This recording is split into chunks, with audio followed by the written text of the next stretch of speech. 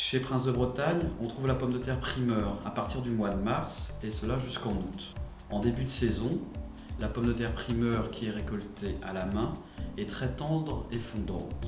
C'est une pomme de terre peleuse, c'est-à-dire que sa peau très fine se détache facilement.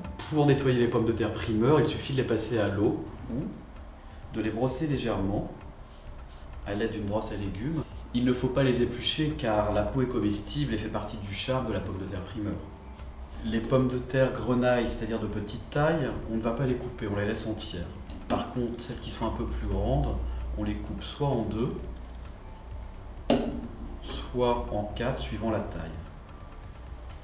Dans une poêle chaude, on fait fondre le beurre avec l'huile d'olive. Une fois le beurre fondu, on verse les pommes de terre. On laisse au début le feu assez vif. On peut poivrer en début de cuisson.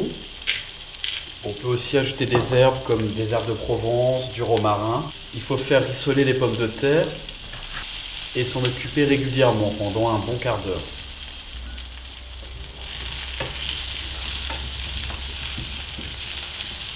En cours de cuisson, il faut regarder les pommes de terre. Quand elles sont bien rissolées, il faut changer de côté.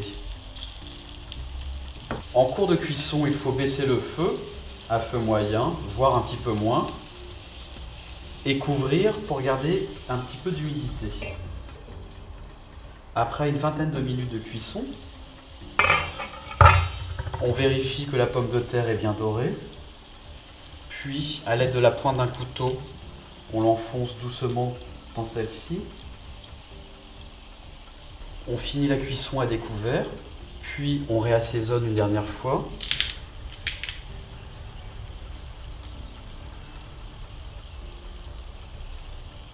Et on va pouvoir déguster.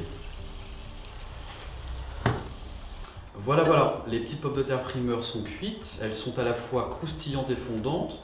C'est l'accompagnement idéal d'une viande, d'un poisson, d'un barbecue, ou même toute seule.